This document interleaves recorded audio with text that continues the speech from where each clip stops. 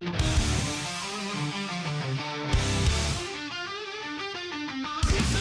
Thursday night. I see Crispin's wearing tights. Spam is getting in the bath. Young David's full of wrath. Paul is tightening his straps. Where on his apron you saps. Technical difficulties, they're really such a crime. Technical difficulties, they happen all the time. It's Yellow Belly Tabletop time. It's Yellow Belly Tabletop time. It's Yellow Belly Tabletop time. Cheese Me is on day release. Demon sub tries not to crease. And Beanwise keeping nice and warm in bed with Russian uniform. Meanwhile, the Candyman is opening another can. Technical difficulties, they're really such a crime. Technical difficulties, they happen all the time. It's Yellow Belly Tabletop time. It's Yellow Belly Tabletop time. It's Yellow Belly Tabletop time. Sometimes they're salty about the gaming biz, and nobody knows who Upworlder is.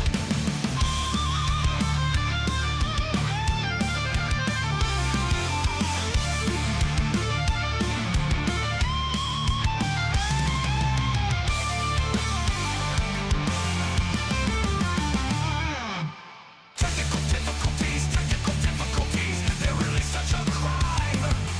Technical difficulties, they happen all the time.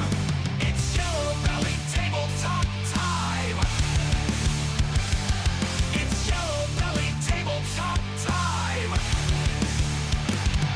It's Yellow Belly Tabletop time.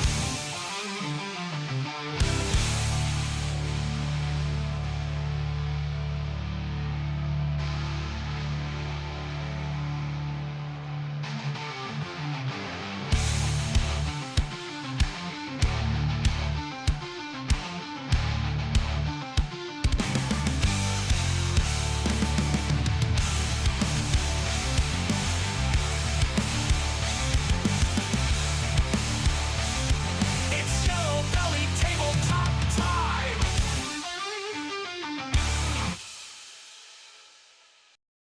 Now then, stand by your beds. Now then, let's mute David before we get the echo. Right. You don't get an echo if I don't talk. No. Yes, slick. I managed to get him echo free. First time ever. Hello everybody. Welcome to another live stream. I don't know what's happening with the YouTube usernames, but our audience appears to have changed. Not the Stinky Cheese, I think is it Limburger? Upworlder now is Upworlder 4345. And everybody seems to be sporting a very swanky @ symbol. So, good job, YouTube. Good job. Okay, right. The YouTube names, like our multiple aliases. I haven't changed. Oh dear. Yeah, our multiple aliases. So, that was a shout out of the chat. Look at that. It's quite enough that I can do it, and there's literally no effort. So, hello, one and all. Hello to both of you. And if you're lurking, so sound off. So yeah, I hope you all had a good week. Oh my god, this pain shaker. My vortex mixer is doing my head in. Oh, thanks for that. No Stinky Cheese. No effort. That sums up the show quite nicely. I feel attacked. Oh! I've been stabbed live on stream on air. He's not wrong. To be fair, Whatever, he isn't whatever wrong. will I do? So yeah, for those of you swear. who are new here, over the next couple of hours, we will be following normal service, which involves us telling you what we're going to be working on tonight while stream is going on. Then tell you a little bit about what we got up to at Gaming Club on Monday. And there's a bit of news. But the main topic tonight, right, is gonna be grind. We need an intervention for this main topic. Do you know what? This main topic is going to be a massive introspective fucking navel gaze on behalf of us two. And you can feel free to basically just pile in the comments and tell us what the fuck we need to do to sort our lives out. It's probably just above freezing, so the roads have been gritted slightly, but not full on fucking out in force constantly all evening. Dear. To be fair, I mean, there will be salt involved, but it's more the fact that the salt is involved at all that is the nature of the conversation, really, isn't it? If we're honest. Yeah. Right, so do you want me to go first with what we're working on? I can go first if you would like me to go. No, I'm going to go first. Don't care. These have been sitting just here, pissing me off for months. They are going to go away. These are Court of Owls miniatures for Batman Miniatures game. Sorry, technically, Gotham City Batman, the Gotham City Chronicles. Oh, that's my wife. So I'll shut the door so that she can't hear my no. As everybody can see, these are half finished. Well, not even that. We've got a couple of colours down. That violet red from Vallejo has covered fucking terribly. I don't know if you can see just how patchy it is on one of these bastards. But it's there, look. I mean, Jesus Christ. I mean, there's barely paint on that. So, these are going to get the full works. I'll be honest. I need to choose a colour for the hair. Probably some neutral brown. I'm going to do the shoes, guns, ties, black. Face mask and shirt, white. Repaint the jackets. Slather the fucking lot in some sort of wash. And then the base is going to be probably Vallejo black grey. Dry brushed up with London grey, neutral grey, something like that. And then some fucking Nuln Oil just to blend it all. Then these are going to be done. Just board game pieces. I might do buttons as well. What are we thinking? Some sort of gold or brass? Everybody shout in the comments. So this is your chance to influence this project. Are we doing the guns black gloss or a metallic? And are we painting these buttons again, silver, brass, gold? Some sort of black, just black? Make out that they're black Somebody plastic? said Russian uniform. No! You fucking hell. Why did I Actually, bother? this is a public vote. This is a public vote, and there's two people here. So, Fucking hell. So that's what I'm going to be working on. Right. Right. My wife says black. So, okay. We've got black Iraqi sandal, Russian uniform. Santa's not a colour. Santa is a colour. He's red, white, and green. Fucking idiots. My God.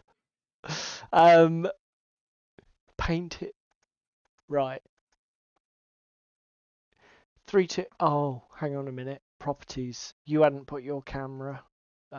Click. I had put my camera up. No, you hadn't. You're lying. You're lying.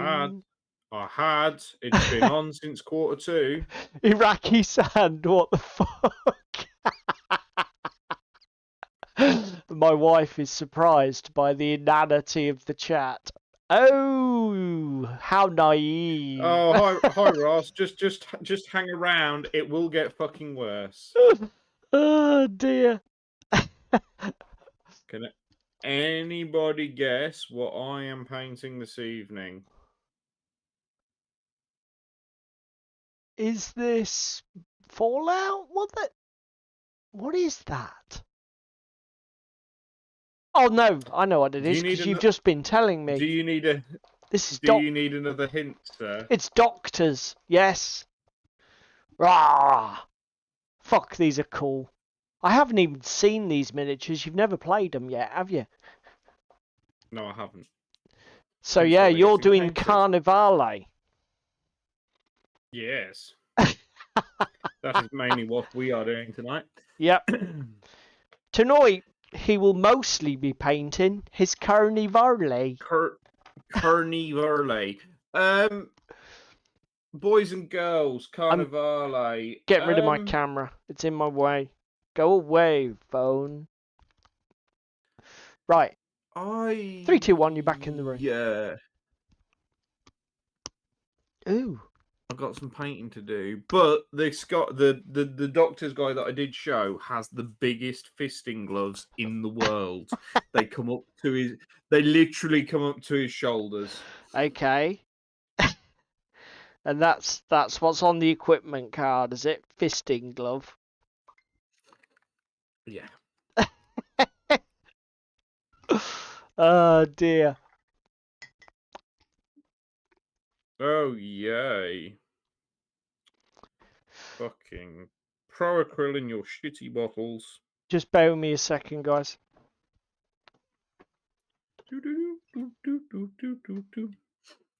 What is everybody else up to this evening? Is anybody doing anything good? I want to know where my other. I was not believed. Why were you not believed? She said, "Close the door," and then I've got a messenger. Close the door, and I'm like, "It is closed." She goes, "'Tis now."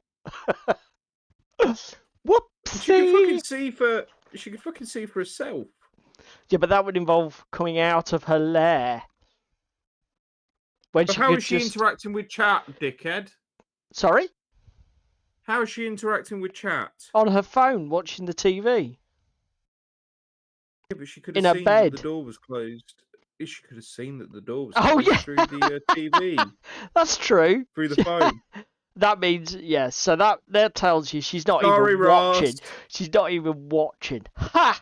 Ha! Right. That's a bus I've just thrown you under. Cheers for that, mate. Cheers! Right. Yeah. So, yeah, that's what we're working on tonight, guys. So what's made you reach for the Carnivale then? 2026. Ooh, plans for next year then? And wanting to just play with stuff that I already own. Like, I've had these for a year. What's the excuse in buying more Carnivale if this lot's unpainted? Do you know what? Do you see the logic? I do see your logic. And I'll tell you what else. I know that very easily a game that I could just collect everything in the Doctor's Mansion. Definitely under adult supervision now.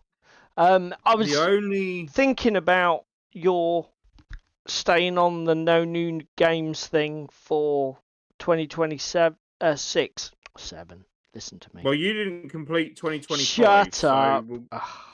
No, because Paul, do you want to know the reason why? I went looking through the Zartu Black Friday sale earlier, boys and girls. There wasn't really much there, but do you want to know what was in the miniatures war game category.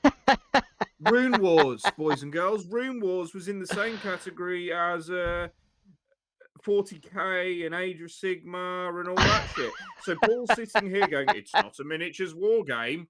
Bullshit. Fucking bullshit. Xatu are not God, you know. They don't make the rules. Xatu basically are God because they deliver for Modifius.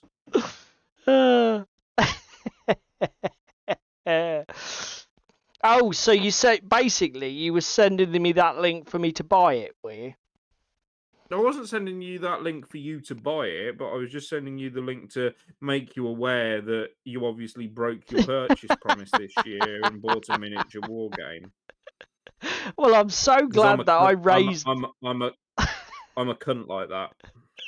I'm so glad I raised this topic. That's so good. It's so good that I've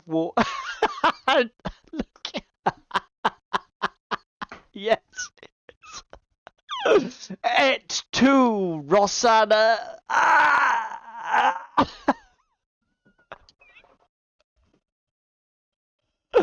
Fucking hell. Oh. Look at... There was a fast approaching train, boys and girls, but Paul is currently plastered all over the front of it because he's been martyred. He has been nailed to a cross. We're not getting a new puppy until we've got through some of our existing dogs. 3 are still walking this earth. That is too many. We are not going up from 3 dogs. 3 dogs is plenty. It's fucking... or not the stinky cheese, otherwise everybody's going to get really confused watching later on YouTube if I keep saying Limburger. Not the stinky cheese says it was on Beasts of War as a boot camp and they don't do board games. Cheers. Again. But how the fucking hell? They're even conspiring now to increase the number of dogs. What the hell is going on? Oh dear. No, but I was thinking, mate, A Song of Ice and Fire still has not seen table time. Yeah, well, you need to have a word with my other half, who, by the way, is not here. What is she doing with her life? She's got better things to do. Oddly. Oh my god, she's just Snapchatted me, boys and girls. My YouTube is fucked. It's not showing my comments on your feed. Why can't I comment? The 1 week Ross is in chat. It's not fair. Why can't you comment? What? Hang on. Spam can't comment, apparently. Turn it on and off again, spam. We try turning it off and on again. Do the old internet one too. I don't know why that would be. I heard the local Chinese likes dogs too. Fucking hell, that's dark. I have no idea why that would be, spam. Unless she's commenting, but it's not showing up. Huh. I'm wondering. Okay. Because I've just realised, obviously, a load of the regulars are not there, like Ewok, Toros, Crispin. I wonder if this is a global glitchy glitch.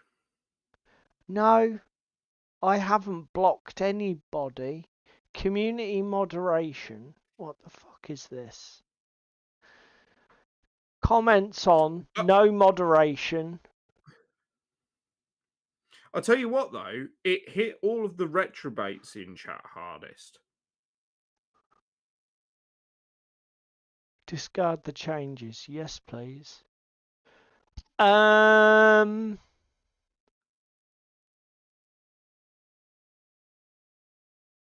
I wonder if it is something to do with that, like people who've approved their accounts as adult or some shit.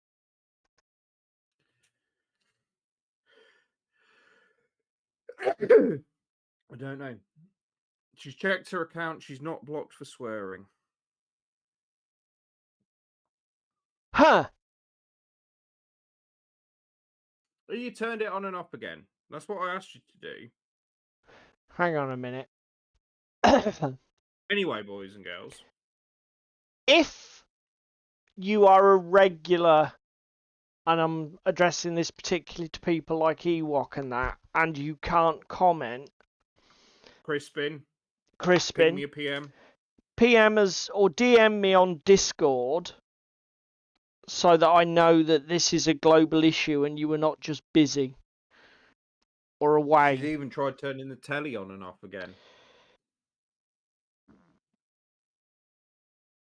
Because that seems fucking weird.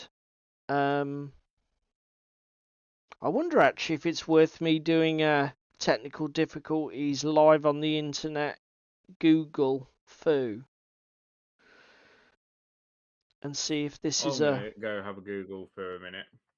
See if this is a recognised issue with YouTube. They've done some bullshit update that's fucked everything. Because obviously that's what these companies do with their big tech platforms. Ill-considered updates that fuck everything up. It could be an issue with the specific channel's moderation settings or a temporary YouTube glitch. Well, that's quality, isn't it? Okay. Demon Brental, testing 1, 2. Can you hear me, mother? Okay, so we have all the people who can comment.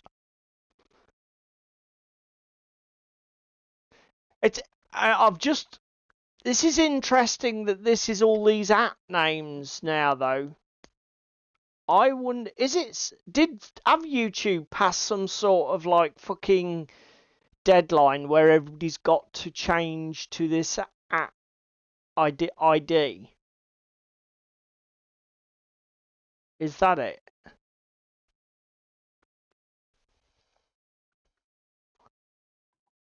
Don't know. That's Damon. So Damon's got a new username. Huh. This is interesting. Ow. Okay, guys. No.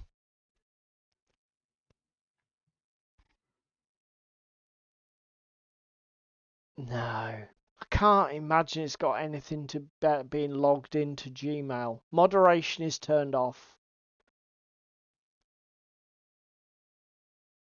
Huh.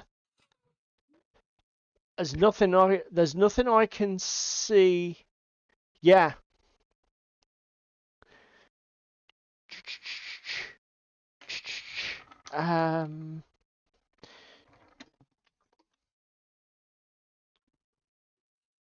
This is interesting. YouTube live streams hiding.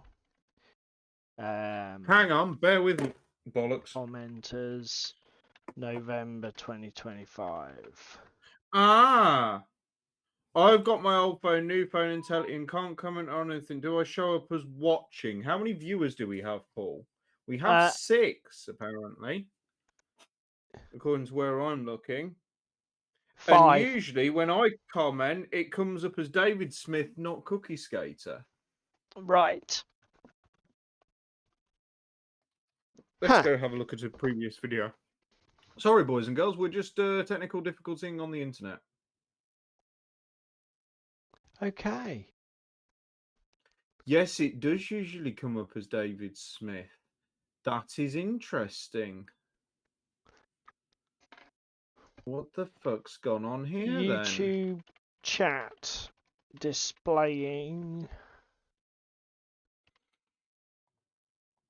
at names.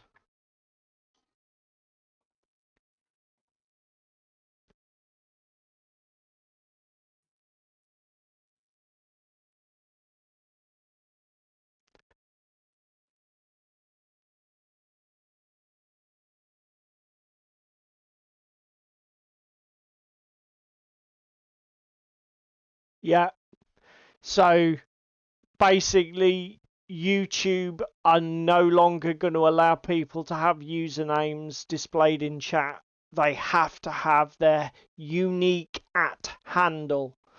Anybody who can't comment, just double check that you have followed through with YouTube's recommendation that you create yourself a unique @ handle.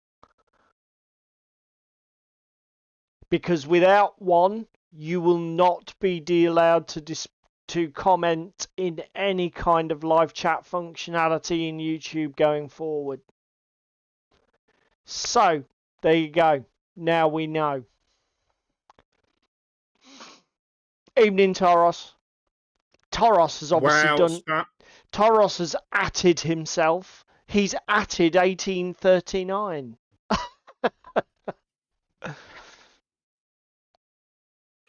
Yeah. The best is Spam has just roasted me in my chat. That what I've got with her has told you I'm observant, unlike you. Thanks, babe. Love you too. What's that got to do with anything? Yeah, but I'm useless. Before we get onto club, do you know what, mate? There's just so much left for us to explore. I'm wondering if you might be the clever one with showing super restraint for next year as well. I'm not necessarily saying I'm not going to buy anything, but what I'm going to do is just really curb it back. Probably end up buying something after Games Expo. Right. In June, do you know what I mean? Get some time in through the year. The only other thing possibly is to limit myself to say 1 or 2 new games and have one at the beginning of the year, one halfway through the year, and spend 6 months doing stuff. Do you know what I mean? Yeah. I mean, So that's because that's the other thing, isn't it? It's there we go. She's here. Hey! Slightly triggered by the name, but we'll go with it.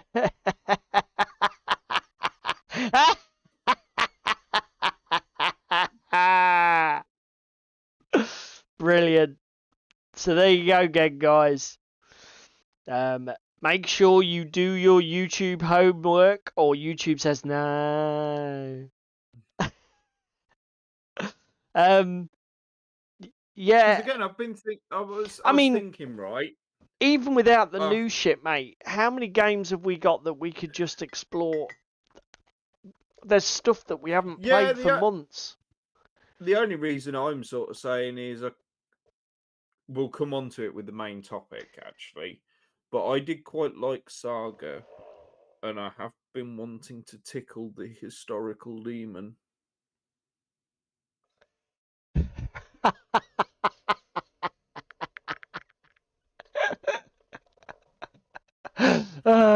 No, Upworlder. It'll never be Mrs. Smith because it'll be what Mrs. Smith like 459,812. Yeah, there might be a few fucking other Mrs. Smiths in the no world. You like Bolt Action, don't you? I've never fucking played a game. Yeah. Gloss over that. Gloss. Yeah. This is crazy, actually. It's crazy. Anyway, let's talk a little bit about club. Where are we? I want that one. That one. You said it wrong. You said it wrong. What? It needs to be in Little Britain voice. That one. I want that one. I want that one. Right. You go first and tell everybody what you were doing. No. You need to go first and tell everybody what you were doing because mine is salty and leads into tonight's topic. Okay. So's mine. No, cheese me. I was not playing Achtung Panzer. I was playing Achtung Gotya, but more on that in a bit. I was playing Burrows and Badgers 2nd edition with Upworlder, Trevor. And I'll be honest, I didn't really enjoy the game. And both David's and I's experiences on Monday are going to feed into tonight's main topic. We got triggered, boys and girls. Yeah. There's a wild surprise. I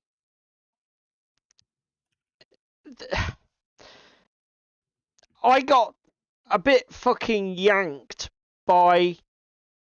We played yet another mission in Burrows and Badgers where the tunneler ability that mole characters can have completely breaks it. And there was also the issue that because it's a campaign game and my warband was battered to fuck and I was still on only 3 miniatures because I'd had one die, one get taken out, my leader get taken out, miss next game. And like there were just a load of things. When we rolled up secondaries, it was like so many of the secondary objectives are just plain aggression. Like kill the opponent's leader, which is what I've got. And it's like, oh right, so I'm the underdog. I've only got 3 models. My leader's already out of action. And my secondary, I can choose between kill the opponent's leader or cast a magic spell, which I can't do because I don't have any wizards. Okay, great. So that's a big choice for me to make. A big choice of no fucking choice. I think if you can't physically do it, like you say in your situation where you don't have a wizarding model, yes, you should just be able to re-roll that one immediately. I agree, and already we're exactly where I will end up, which is House Rulesville.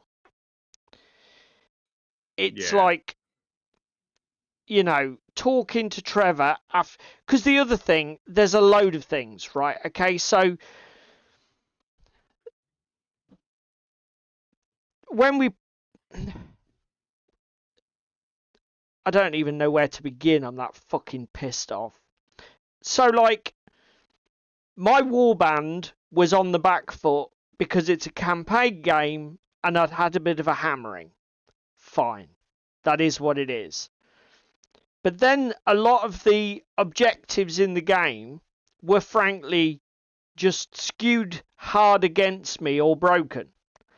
So, like, the mission is like, okay, well, Trevor can just basically tunnel a mole up next to the objective, walk off the board with it pretty much before I can do jack shit. So it's game over before the game started. I've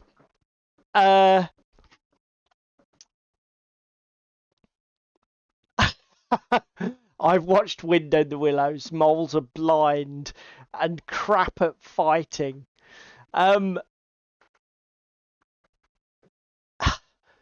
Again, campaign games don't necessarily suck. And I've thought a lot about it in the few days since Monday. And what you mean is every day since Monday, isn't it? Like Frostgrave, 2nd edition, when they brought in the rule of free thugs and thieves, so it doesn't matter how badly mullered you get, you can pack your warband out with replacements so that you can. Do you know what I mean? It's like there are hot fixes in other campaign games that stop it becoming this fucking ridiculous. Because the other thing is like, even though I was outnumbered 2-1, one of my models had a movement 8, which was, I think, faster than anything Trevor had. So I could have potentially run up grabbed the objective and then tried to run for it. Admittedly, I could have been shot down with bow fire or magic spells like lightning bolt. But there would have been a game there. But literally just teleporting up. It's the fact it was so deterministic from the off. Yeah, it was what it's like really fucking got ground your gears on the matter. There's a difference between having a couple of inches movement advantage and, oh well, I can teleport to the middle of the board, grab the objective turn 1, and effectively gain a 2 or 3 turn lead. It's like, really? Can you do that? That's great. That's awesome, that is. So, and then it's like, okay, well, the main objective I could have had a chance at. But then look at all the secondaries. It's like, oh, can't do that because I don't have the right models. Can't do that because it's an aggression one and I'm already massively outnumbered. It's like, fuck off. You know, at least with Frostgrave, the scenarios are grab the treasure chests and leave. If you can't fight, don't fight. You don't have to.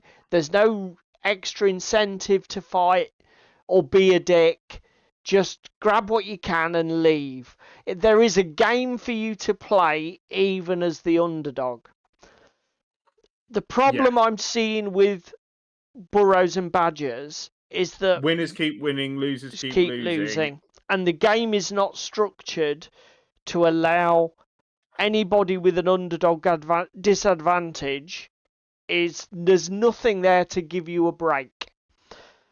And because the other thing is, right, because effectively in this game, when your model, so like let's compare Frostgrave with Burrows and Badgers.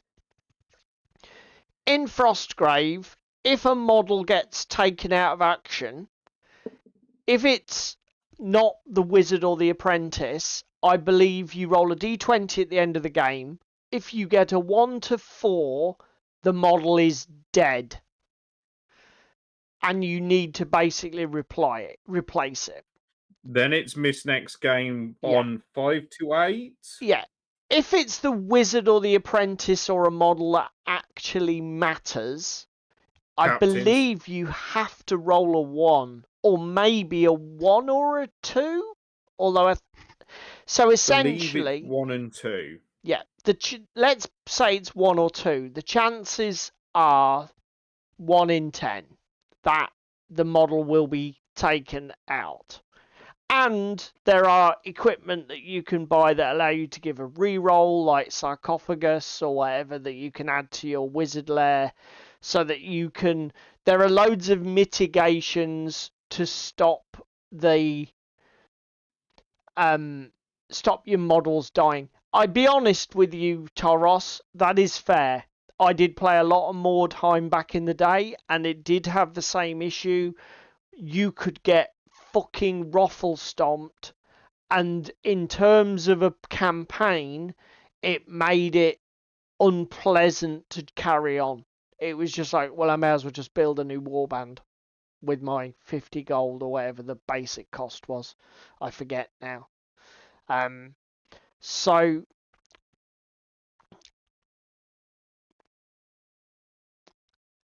I mean, that is a fair point. So Not the Stinky Cheese says, if you lose and get a break, then what's the point of winning in the campaign? That is a point. That is a fair point. But then again, should the actual campaign mode be win-loss? Or should the campaign be a storytelling thread that links your wins and losses together? Well, again, look at Frostgrave. The only difference between winning and losing is the amount of treasure you walk away with. Yeah.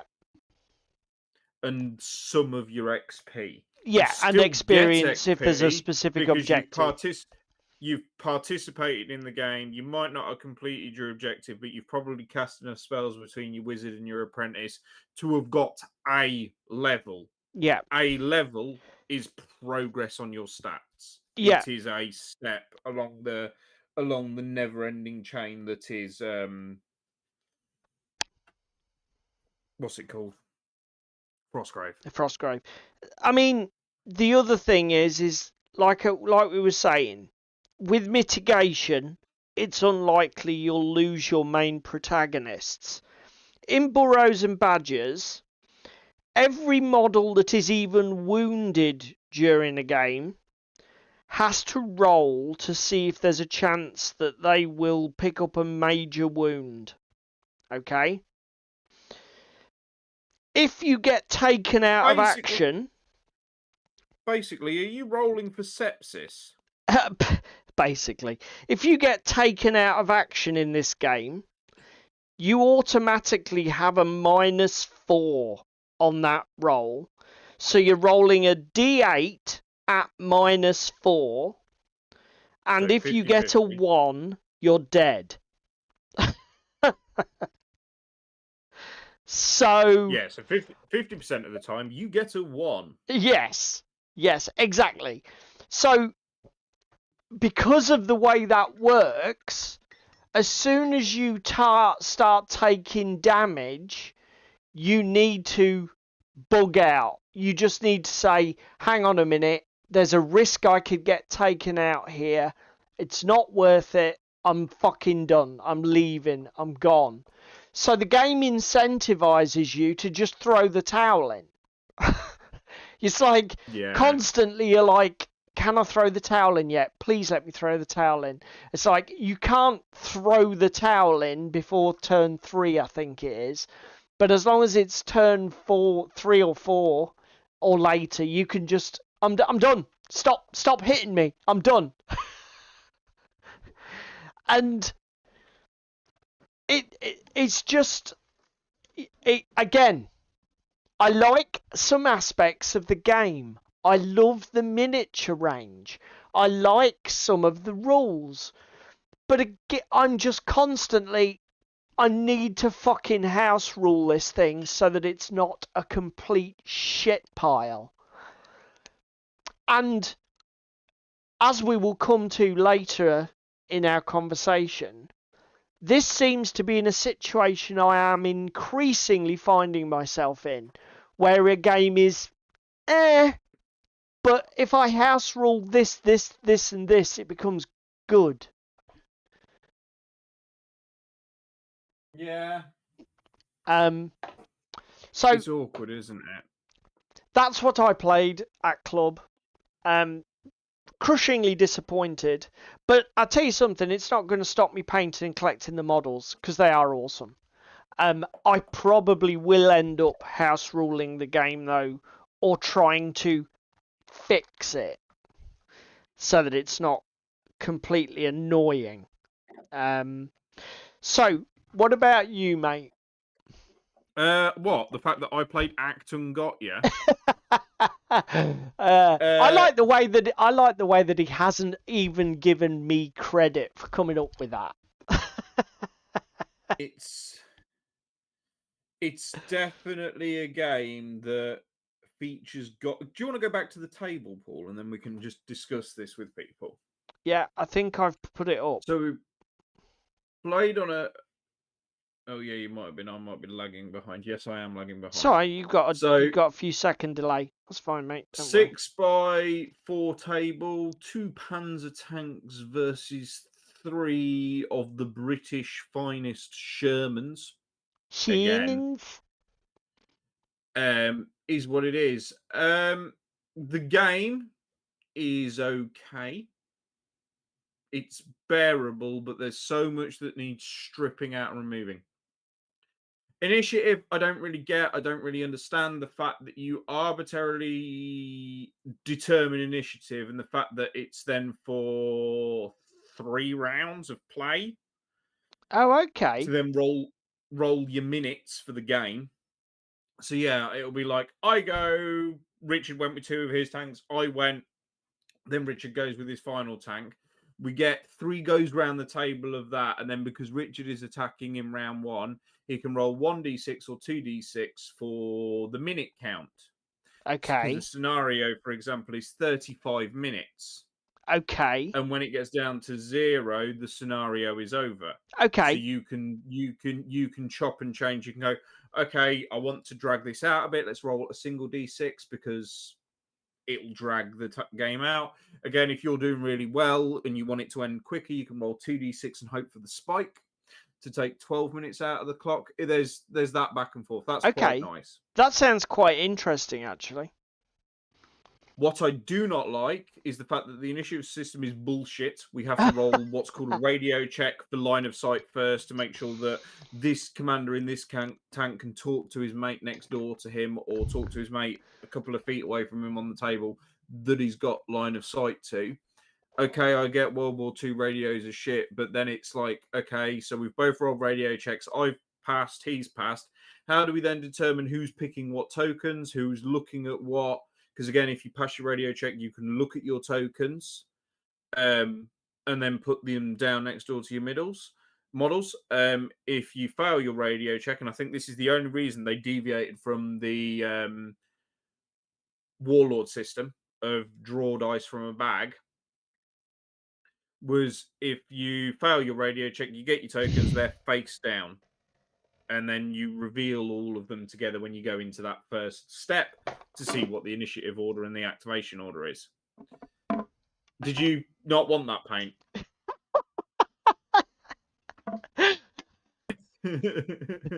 To be fair, I'm trying to get it to mix, so the vortex mix wasn't doing it. I thought I'd throw it across the fucking room. Panzers are fucking brutal, a la World War II. Particularly at close range, they do like to just blow holes in Sherman tanks and set them on fire. But the other aspect of this game I really don't like: asset cards and event cards. So asset cards are 6 one-use items that you buy before the start of the game. For example, an airstrike, an artillery barrage, some infantry jumping out of a hedge with an anti-tank missile launcher and blowing a hole in the side of a whatever tank happens to be near a piece of arbitrarily marked terrain. Because again, in this game, we have 8 pieces of terrain scattered around the table. Don't get within 6 of them, or Jerry might jump out with a fucking Panzerschreck. Okay. Oh, but Jerry jumped out of them now, so there's no terrain ability. Okay, wonderful. So what you're telling me is between 2 of us, we've got 6 cards each, which is 12, but we've only got 8 pieces of terrain, and we can only trigger the abilities if we're within 6 inches of those terrain. And all of us went, fuck that, for a game of soldiers and stayed the fuck away from them. Yeah, that sounds like a really good aspect of the game. Followed alongside the fact that the asset system is like roll 2d6 looking for 6s. Okay, what's the penetration? 0.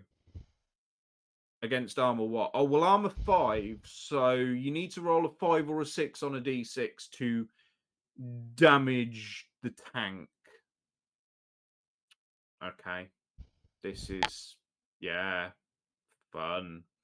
Then we get to events. Oh my god, events can fucking fuck right off. Because the event system, assets were a little underwhelming, weren't they? Yeah. So what about events, David? Tell us about events. Events. You have a hand of event cards, and basically they are massive fuck you and fuck your opponent moments. So, for example, actually, it's just coming into this shot of when it happened. So I am the white panzers right at the back of this shot near the wooden timber frame building.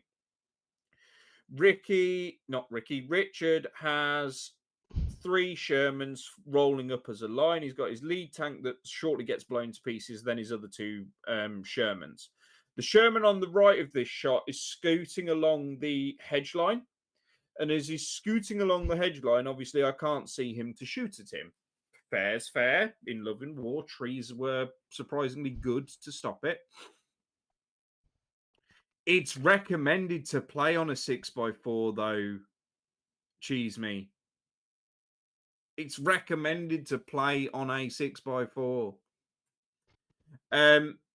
With the event cards, he got up and then just literally threw his Sherman forwards because Richard had in hand a card that basically went, as soon as somebody declares a shooting attack against you, pop a smoke grenade, which are usually limited resources.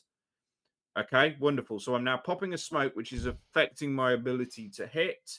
It's a snap hit. It's gone from being a good hit because of the smoke. It now gets -1 dice, which is a 1 dice shot.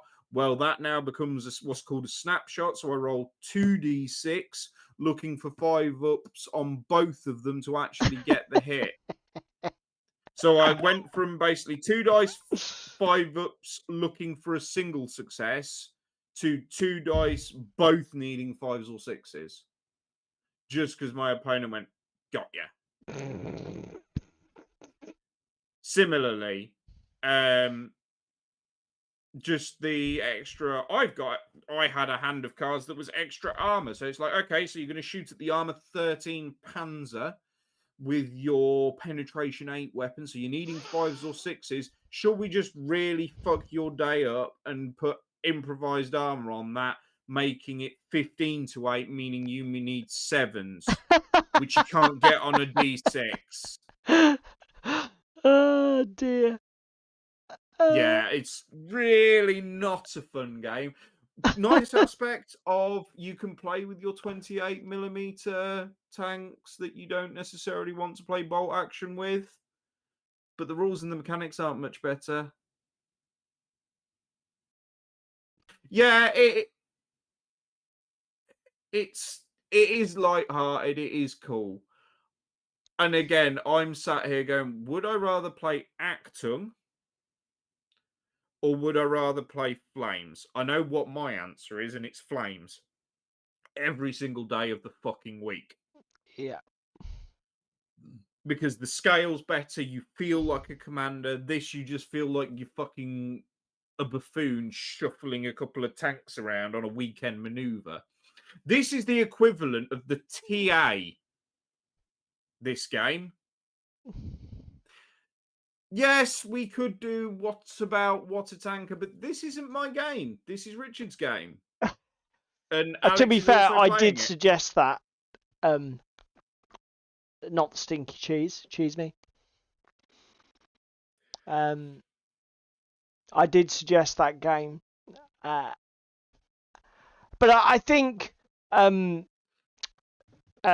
what David's saying is that I think your primary gripe about it was the fact that these event cards were super swingy gotcha moments, took all of the strategy out of it. Because there was literally, there's no point making a plan because your opponent's got a handful of gotchas. And you replenish your handful of gotchas every fucking turn. Oh, I haven't told you about the best gotcha card, have I? When your opponent goes to refill his hand, play this card. So he's burnt through all the cards he has for events. You play this card, which is got you square, where, fuck you, you're not refilling your hand this turn because I don't like you. But I am. So only I got to play gotcha. Yeah. Obviously, I haven't played the game, so I can't comment. But I do want to see your reaction to it. I'm not, because I will fucking wet myself laughing if you walk away with the same just major feel bads because it's just fucking got you squared. For me, it just feels like a board game. It feels like the whole thing is set up like a board game, and not a particularly imaginative one, where it's just like super swingy card-driven events. Oh, Toros, save that hot sauce for main topic, sir. What's I tell you, no,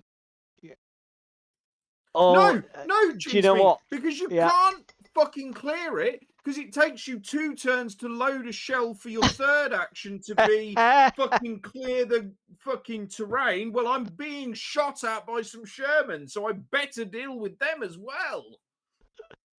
Oh, fucking hell. I didn't load anything other than armor piercing that entire game. Taros was saying it was a bit further back, and I didn't want to interrupt your train of thought, but Taros did say,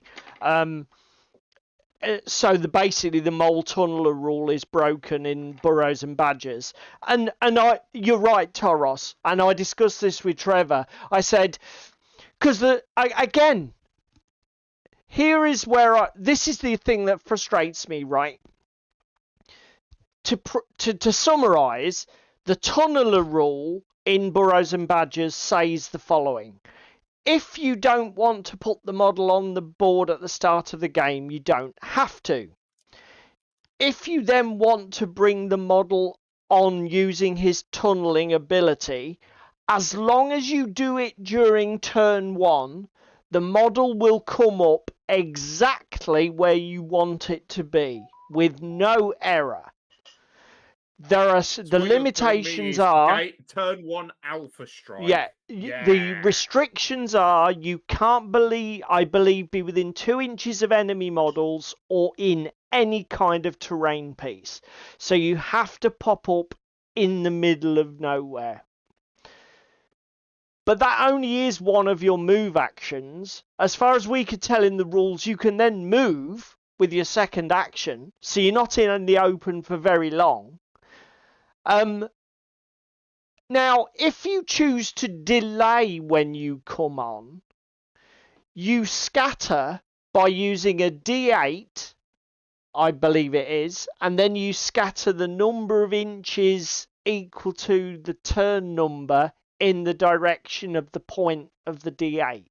So basically you're less accurate the longer the game goes on. Yes. And this makes no sense to me, right? Hang on a minute. The mole is less accurate. The longer the mole spends digging and homing in on his target, the less accurate the mole becomes. Presumably because the mole's an idiot. Surely it would work better is if the mole scattered wildly if it came up really quickly, but the longer you left it, the more accurate the mole got. Well, you know the easy way to fix this? Well, this is the rule. Go on. Always scatter at least an inch minimum. No. And just do it as 7 minus the turn number. Well, we said, easy rule, you always scatter, and you scatter D8 minus the turn number. So that means the earlier you come up in...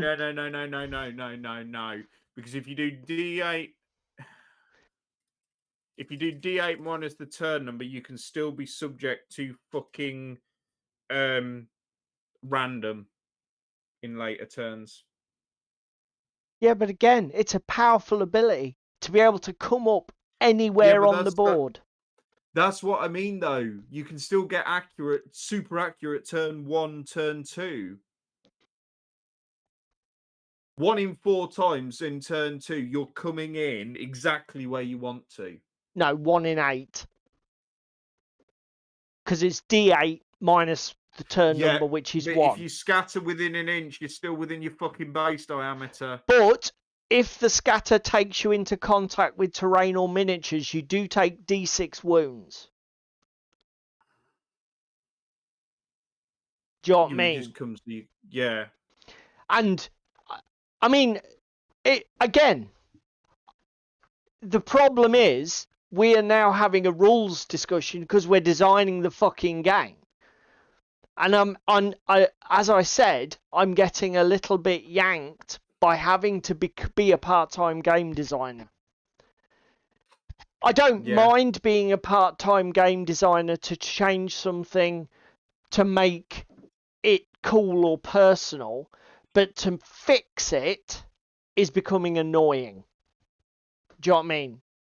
And the other thing is like, totally bearing in mind the tunneler ability exists in the game, and moles are not expensive models, why are so many of the fucking scenarios objective based?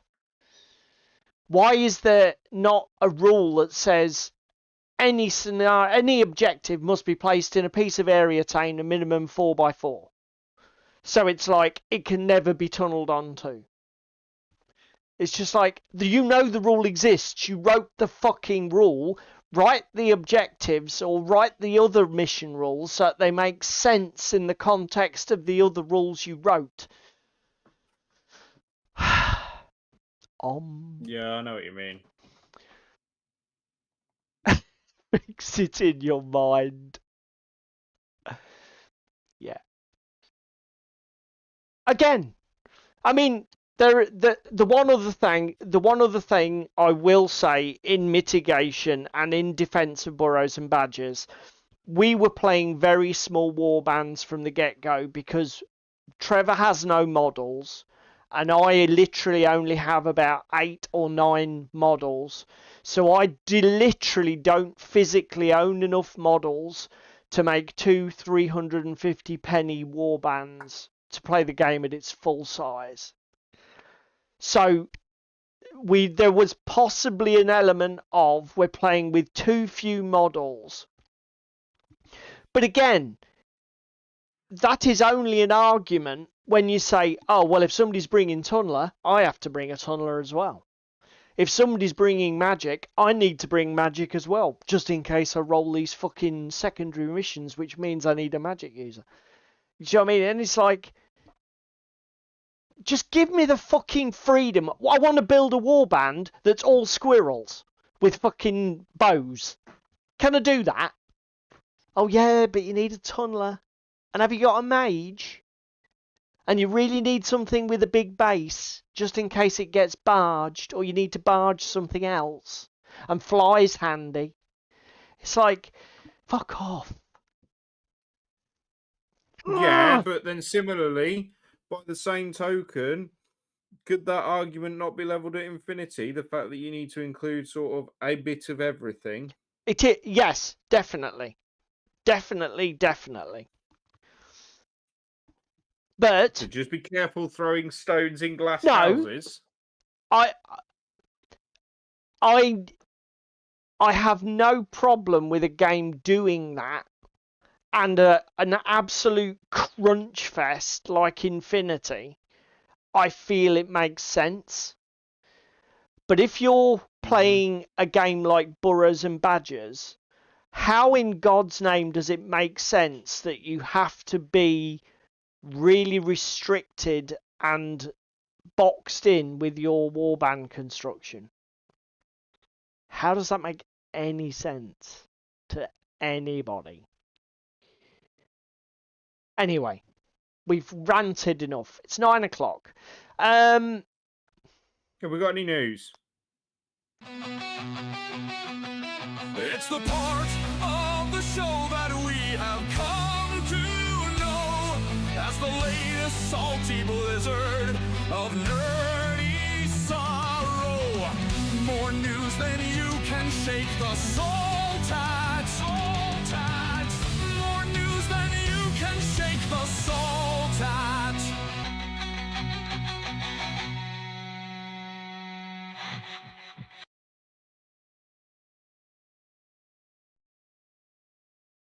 Psych!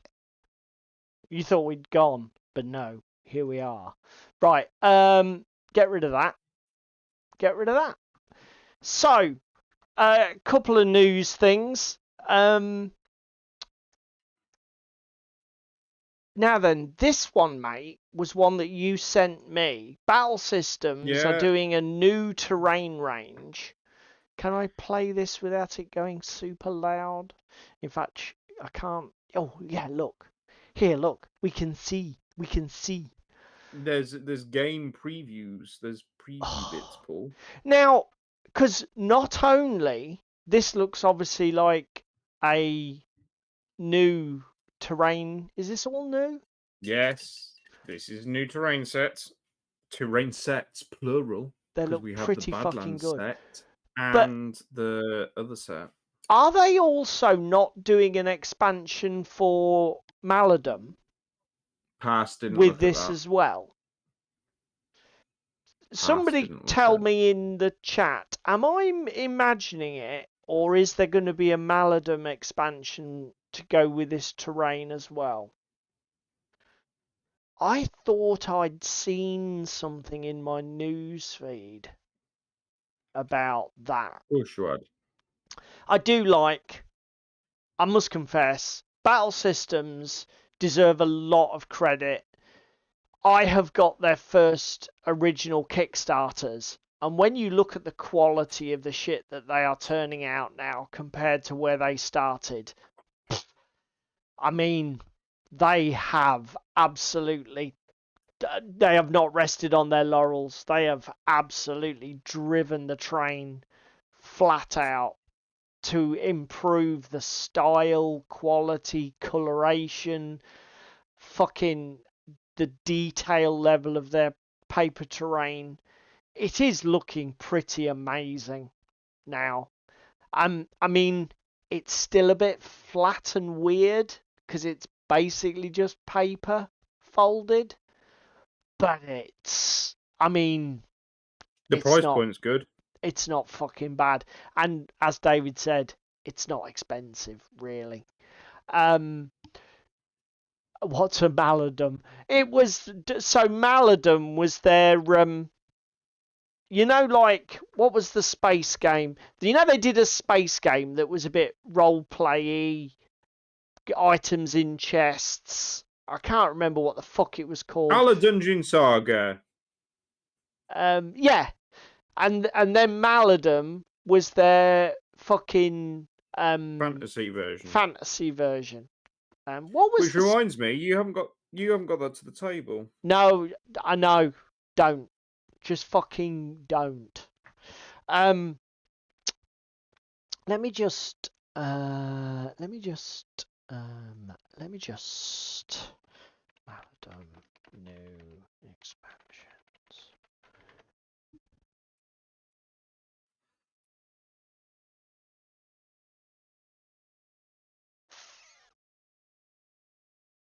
No, maybe I imagined it. Maybe I just saw this terrain range and thought, that'll be something to do with Maladum.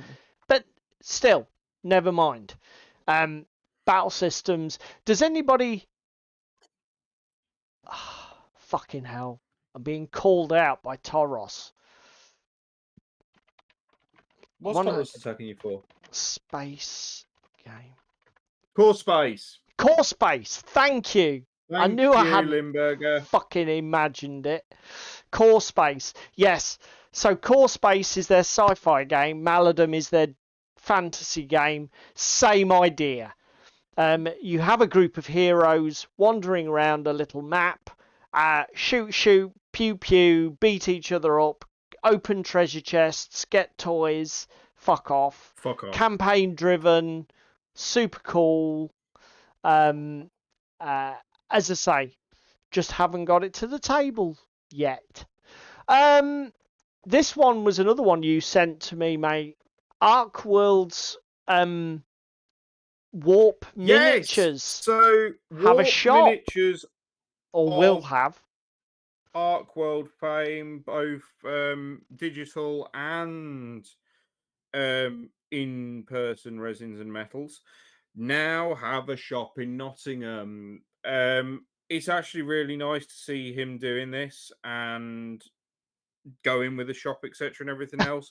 He's so invested in his game, and you could tell that when we spoke to him at the other partisan last year. Yep, couldn't you? He's invested in his world, his beliefs. The game itself, yes, the game looks like a relatively simple hook and chuck D6 dice game. We've not played it, but we have said we should probably give it a go next year. I'll be honest, I watched a video of somebody playing it, and I think I completely missed how much potential depth there is to it. So it's gone from being a game that everybody goes, "Oh, this game's good," and I'm like, "Yeah, don't really interest me, mate." To, do you know what? If I can find a faction to fall in love with, I might just end up buying it. Well, again, dare I say it, the multi-award-winning Moonstone left a bitter taste in our mouth. Yes, to be fair, I guess one does have to be careful because one can, you know,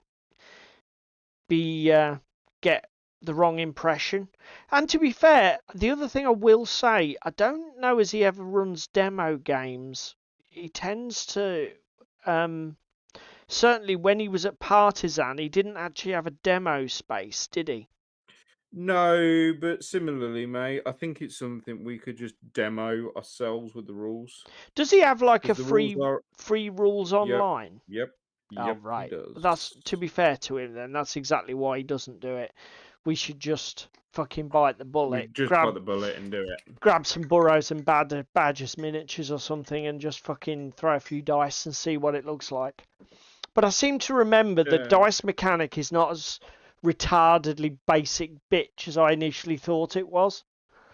Bear with me. Rules downloads. Let me go with it. Version 2.2.3. Beginner rule set or core rules that are print friendly. Let's go with the core rules that are print friendly. So, I only have one other piece of news, and it's a bit old and probably isn't really news. But if anybody has not seen the music video for Sabaton's EyeAmPhibian, go and watch it. Particularly if you're into Napoleonics, because essentially, obviously the song is about Napoleon, and basically the guys in Sabaton are playing a Napoleonics war game. It does actually, I think it shows you the rule set at one point, and it's just fucking great.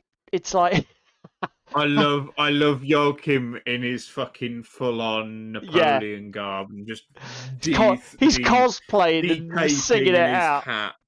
Yeah, waving his saber about.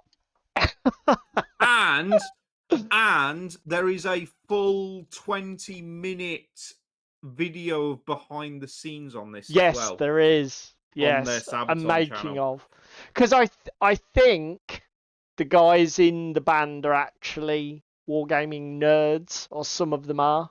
So I don't think this is just a publicity stunt. I think there is actually an element of, yes, we are this sad. So yeah, that's it. That's the news. So what do you reckon to Ark World, mate? We need to give this a go, do we? I reckon we do, because it's each of your models is a character. You make up a warband. You can enjoy them as one-off games or create a campaign of linked narrative events. Basically stumbling around in a forest. Do they give you example character sheets to start, or do you just have rules for building your own? I'm fairly sure. Let me just go have a scroll. You've got traits and everything to select. How to build warbands for solo. How to hire from factions. Magic and arcane. Yeah, it looks like the starter rules are free, but the actual warband rules come with the boxes. Yeah. So we might... Well, for all stat profile scenarios and other exciting game resources, just go to the website. So we'll have to look into it, won't we? Mm-hmm. Uh... Rules downloads. Let's have a look. Oh no! All of your factions are available online. Fucking hell! Yeah, we need to try this game. So you got undead pirates, beast folk. Yeah. It's all on there, mate. There's loads. Okay, right. So decision made. We're going to give Ark World a try. So should we do main topic? Is it that time? Yeah, it's gone that time, mate. It's 9:10. So we've we've allowed the main topic to basically take over the stream tonight. As you can tell from our experiences with the games we've been playing recently, we're asking these sort of thoughts, and you guys have said it, not every game is for every player, which is totally fine, but we're getting to the point where we thought, shall we ask, are we the problem? Are we being too critical of the games that we played? And if we are, what's feeding into that? How do we fix it as well? Well, and what do we do about it? Yeah. Because, again, we are getting... One possible explanation of why we're becoming so picky about the games that we play is we've just played too many different game systems. And having sampled some of the best, when we bump up against the rest, they're just not good enough for us. I guess again a lack of patience because we've been spoiled. Yeah. With other games. And I guess there has to be an element of this. You know, when you have really good, exciting, rewarding gaming experiences, when you have ones that are a little bit more frustrating, like, it's immediately obvious, isn't it? Yeah. So there has to be an element of this. It begs the question, should one deliberately I mean, not the stinky cheese says, so stop playing other games if you've got the best already. Is the is this the thing? No, I feel attacked. Cheese me. You know, it seems a bit extreme, but is there an argument for when you find a good game, just stop there? Don't keep moving on. Don't keep trying everything, because you'll only make yourself annoyed, a stroke miserable, stroke whatever. I mean, it sounds wrong to say it out loud, but maybe it's a thing? I mean... Maybe. I mean, right. So just boil this back, right? Our entire year, this year, has been devoted to picking up the pieces and getting the games that we've got to the table to play. Yeah. Right? So we kicked the year off with Moonstone, multi-award winning Moonstone. Was that the first new game we got to the table this year? I think what we did was we played it at the tail end of last year, and then we replayed it. Yeah. In the beginning of this year, and was like, oh, okay, because I remember doing the minis and stuff. Do you know what I mean? Yes. And the issue is, we played it, and we were sort of on the fence about it. We then replayed it with Trevor, didn't we? Yes. And we had exactly the same experience that we had the first time, and that's kind of when we decided, this really isn't for us. Do you know what I mean? In a similar vein, through the rest of this year, we've then worked through other games that we've had on back order and wanting to play with for a while. So, Fallout Wasteland Warfare is another prime example. And we're not actually overly salty about Wasteland Warfare, because the scenario was good. The gameplay was good when you removed the bullshit of red, black, green, and the boost cards that we spoke about. And some of the core gameplay is there. It just needs a bit of tweaking and refinement. And shortly after we played that, did Modifius come out and say, "Oh yeah, by the way, second edition is coming. Enjoy that, boys and girls." So we don't feel mad and angry about Fallout Wasteland Warfare, do we? Not really, because they are addressing it, and they are doing the new edition. So obviously, Damon makes an interesting point. Badly designed game is a badly designed game. It's down to how much cognitive dissonance you can tolerate. That's a... Yeah. Yeah.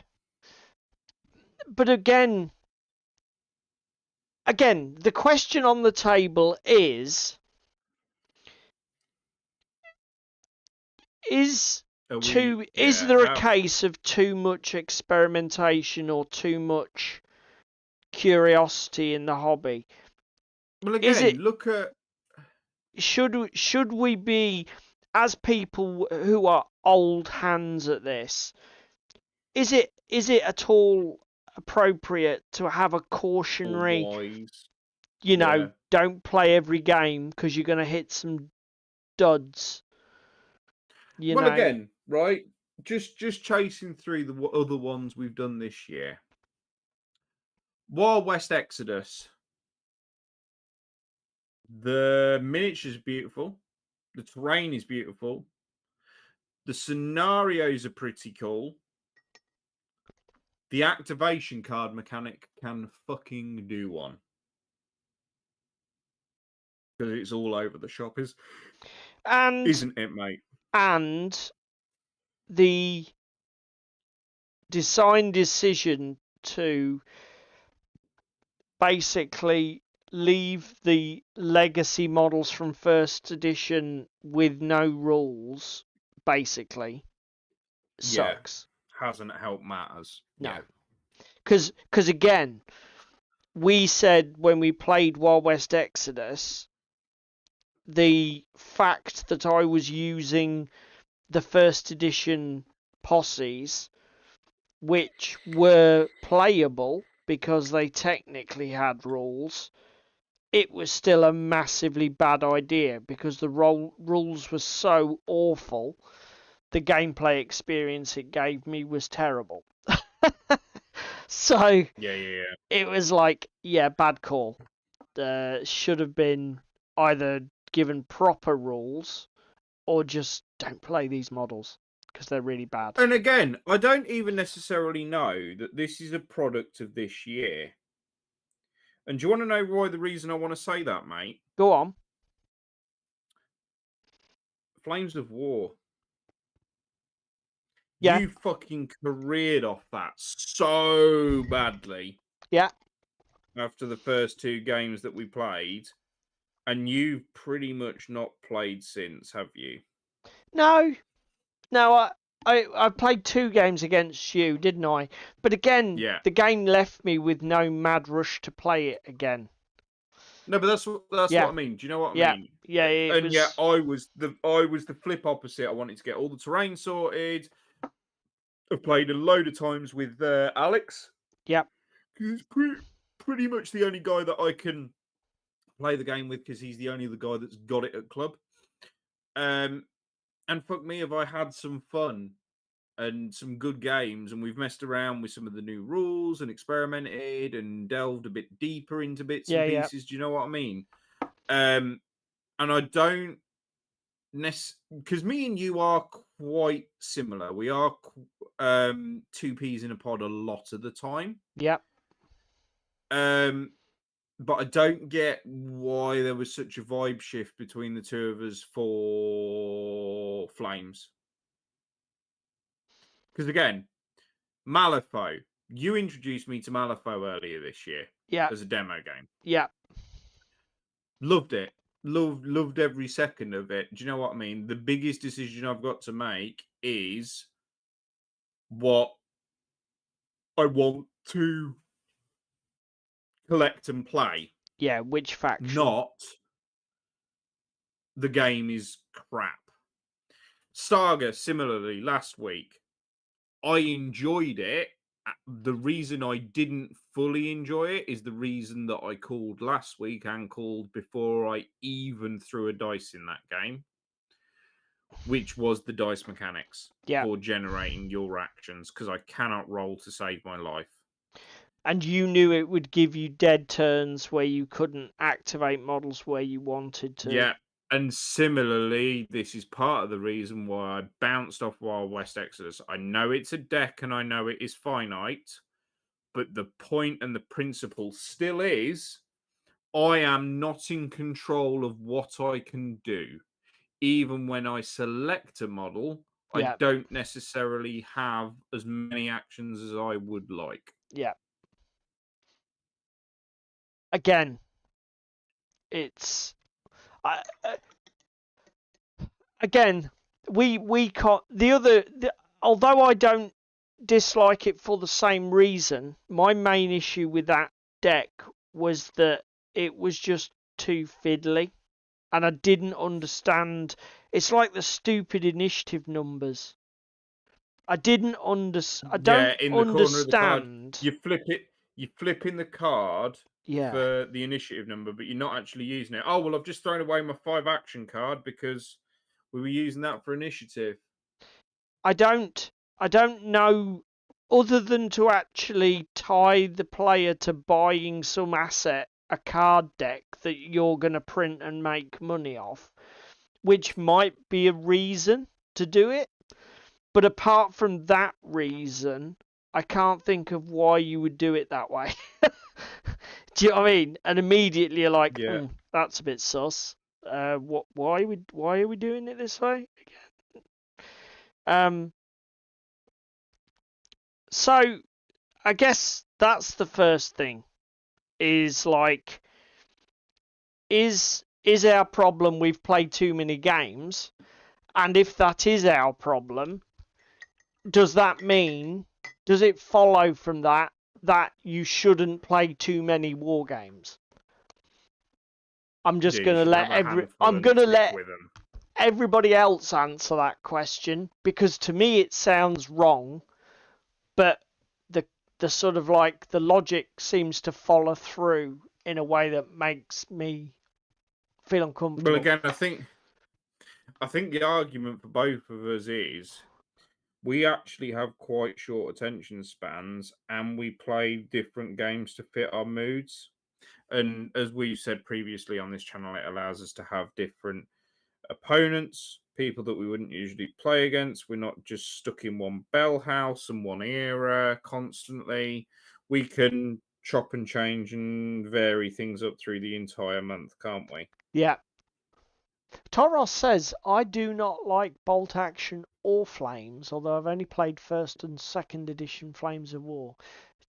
Just without obviously putting a 600-word essay, Toros, can you put in a nugget why you don't like each game? The only thing, I didn't dislike Flames of War. The only reason I wasn't super keen to play more Flames of War was I didn't really like the assault system. It didn't make a lot of sense to me. At the time, I don't think I was fully in love with the scale. I think I prefer 28mm games. I'm hoping to change that next year, but I think I've still got a bit of a leaning for 28mm. Yeah. And probably I need to pull myself out of it. And the other thing was, I didn't like the 3 dice system. Hit, pen, save, or whatever the fuck it is. Because again, it's the one thing I don't like about Warhammer. I feel there's too many arbitrary dice rolling steps.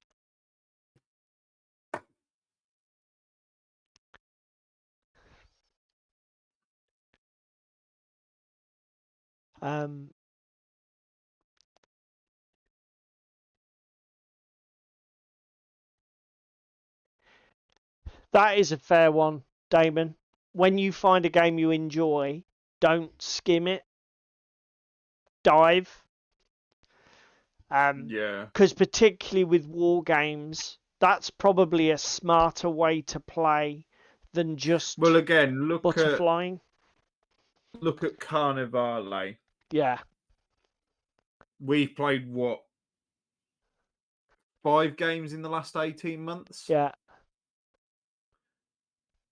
2 of those or 3 of those have been with Spam at mine. Yeah. And it's been nice to get her into it and get her to enjoy it and get her to buy her box of whores. Thing is, go on. At the same time, both me and you could deep dive on that further, play more of the scenarios and other bits and pieces, play it in club, have other people hyped and joining into the party, but we just haven't because we've been focused on other stuff.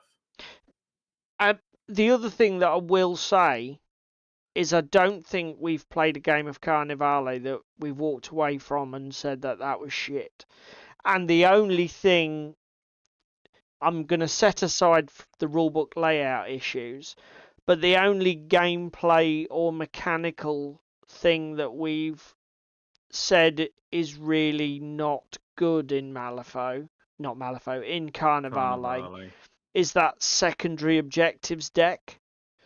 Well, yeah, when they tie in the agenda deck to scoring, because and you can't even score the primary until you've completed an agenda. Yeah, it's like that deck is random as fuck, and some of them are completely unachievable for certain factions, and it's like, yeah, it's a thing. But I mean, apart from that, I don't think there's any issue.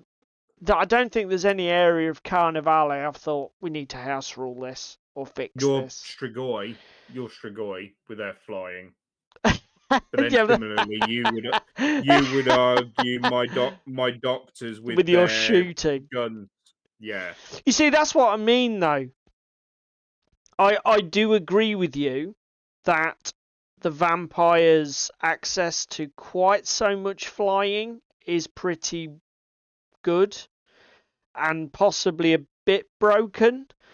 The only thing I will say is, like, most of the models that fly aren't actually that hard. But then again, having access to fucking laser guns and flamethrowers is also a little bit broken when everybody else has got swords and knives. So, like, the brokenness seems to have been spread out quite evenly. Do you know what I mean? It's all equally. Yeah, I mean, should we not mention the guild just teleporting around the map? Yeah, and I was gonna say, I'm sure when I get my Vatican painted, and I've got guys completely unkillable knights casting magic spells, you'll think that's broken as fuck. And but everybody's bringing their own version of broken, and the whole thing hangs together quite nicely, doesn't it? Damon, there's too much emphasis put into prepackaged scenarios. A good game lets players build a story for themselves. I think I totally get what you're saying, and I think that is true for experienced hats like ourselves, yourself, Damon. But again, I think that certain companies do have to be careful because unfortunately certain players now want spoon feeding everything. And therefore are they avoiding putting themselves into the market, do you know what I mean, by not spoon feeding their audience everything.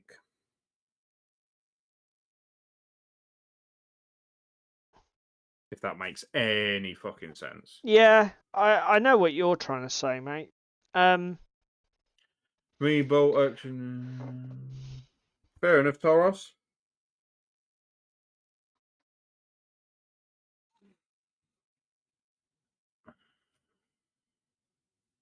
Yeah, I mean,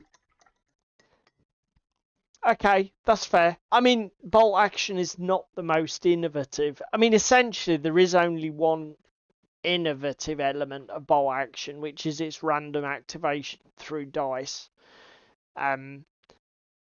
It's a standard D6 Which weirdly, fucking hit wound. Which weirdly they didn't want to take a cross to act and got you. I can't understand why. I think the problem is with these companies, when they have a successful game, they want to avoid the. See, we'd be the first dicks to say, yeah, we'd be the first person to say, well, it's just fucking bolt action without troops. So I think you can understand it if you're the designer working for them. You're like, well, we don't want to put the dice bag thing in again. Because we had it in Gates of Antares and we had it in bolt action, and it's like we can't put that in again. I get that.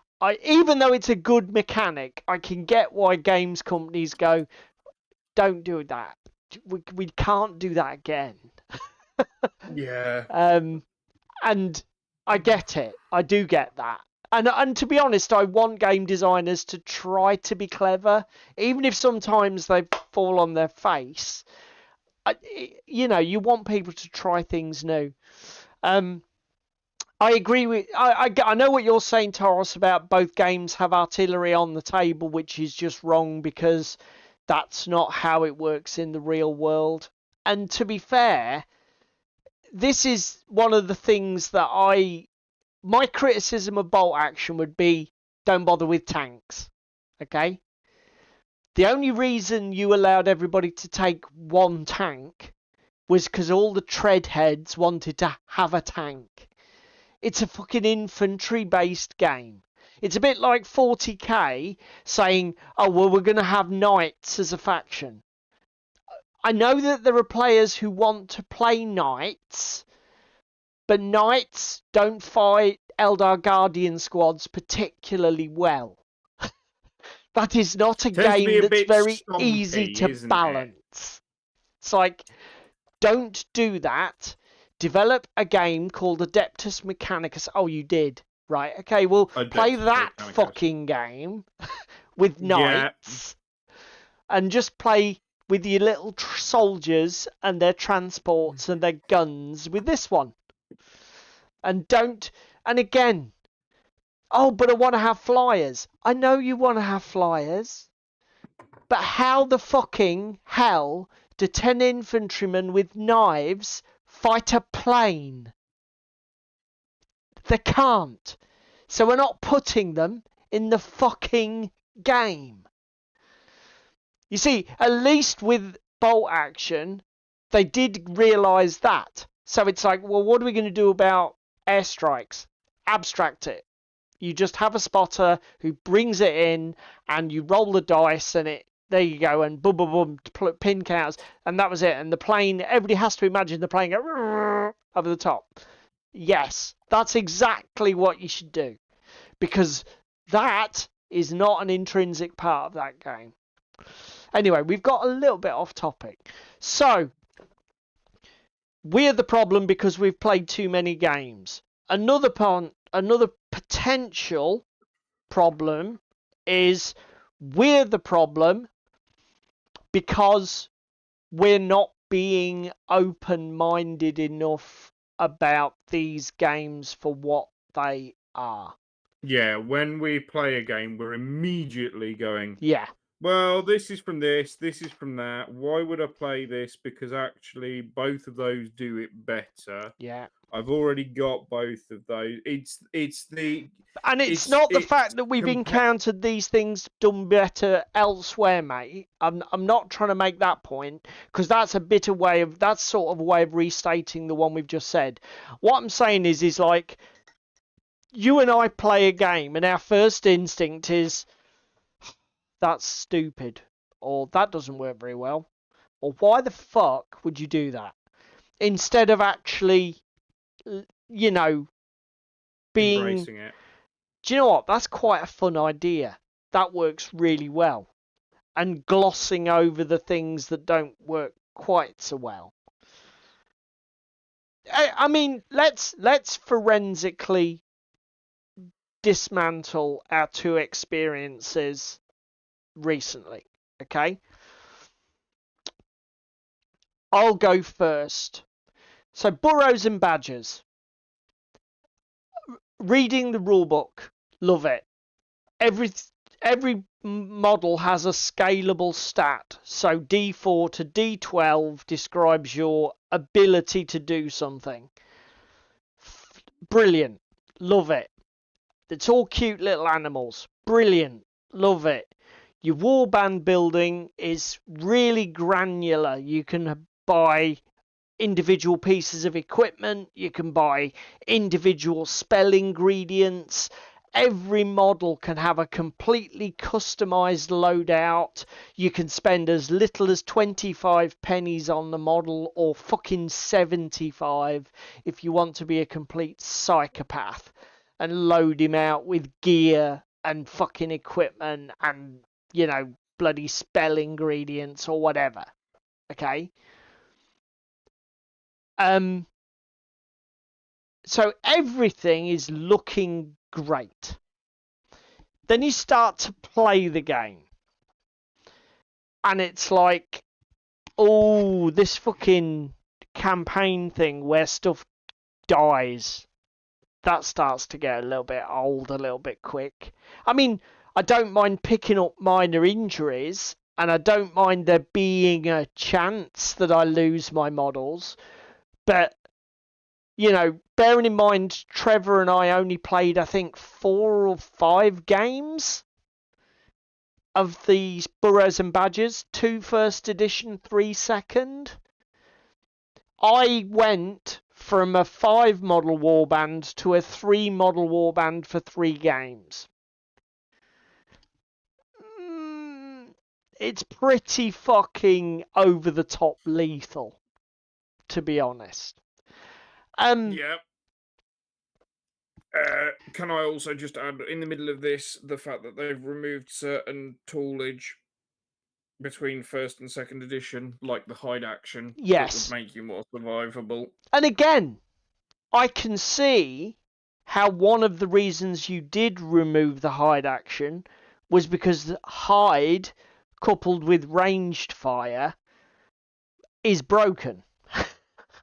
Because you get models ambushing from cover and that are completely unattackable. And I can see how that got out of hand, and I can see why they took the hide action out of the game for second edition.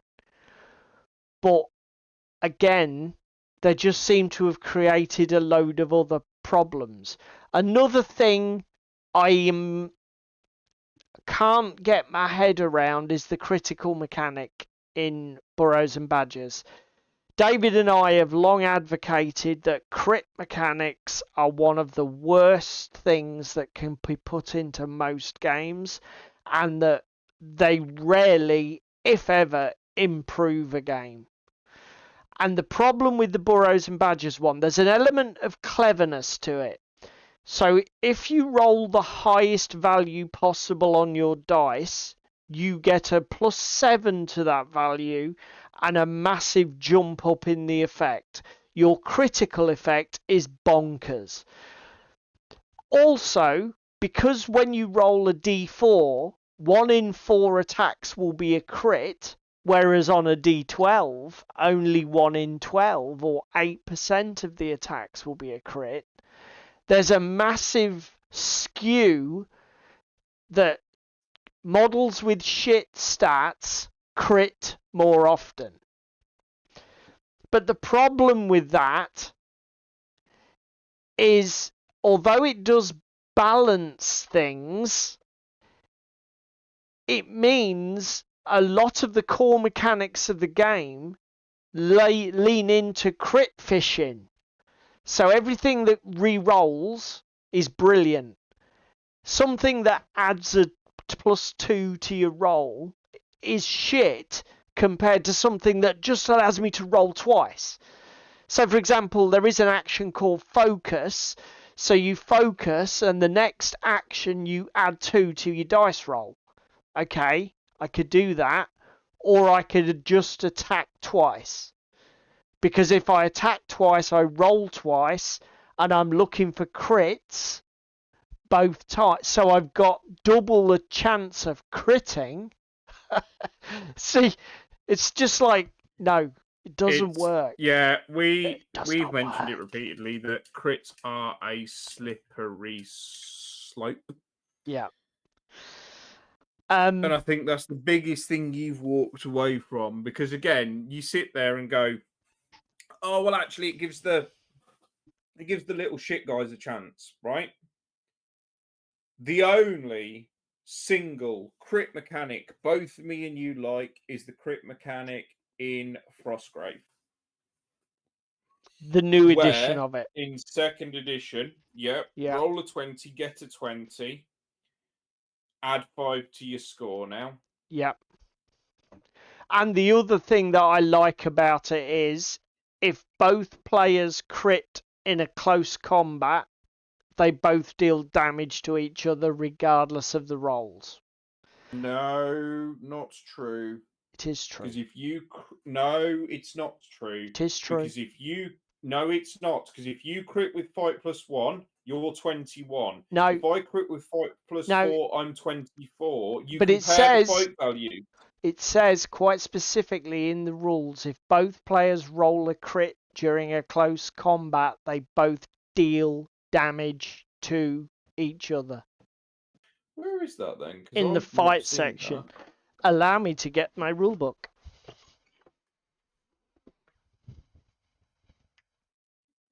Off he goes.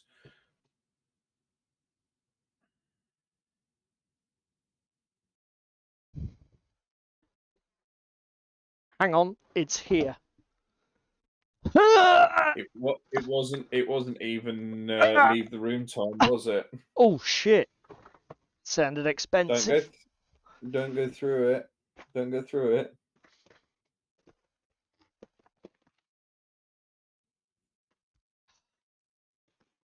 Who puts their rule books there?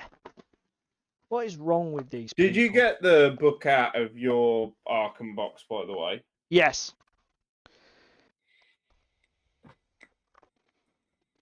I will move that box in just a minute. Man reads book on the internet. Dun dun dun.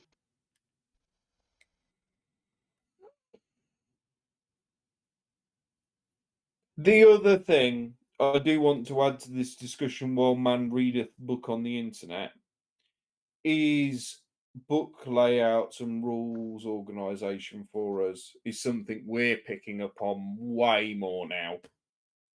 Like, we used to excuse it. Now we're just fucking brutal with it and compare it to other games, don't we? I'm going to have to sit down and look through that. Because we quite often go, well, it's not quite... It's not as bad as It's not as bad as Carnivale with where it jumps around. But again, let's come back to the topic. It's like watching Jack and Nora edit. Cough. What were we saying? Yeah, again though. Are we a couple of negative Nancys? Do we need to take a good long look at ourselves? Do you know what I mean? I know it's a controversial take, but I'm preferring digital rulebooks. As long as they're searchable. That's what I was about to say. Yeah. Then I can do a Control F and find what I want. Yeah. As long as they are searchable, I think you may be onto something there. Or if they have a good fucking index, like Flames.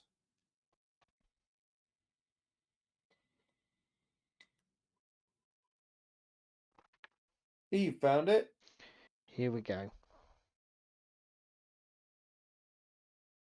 Fucking chat's roasting you, mate. They're asking you if you got your right book or...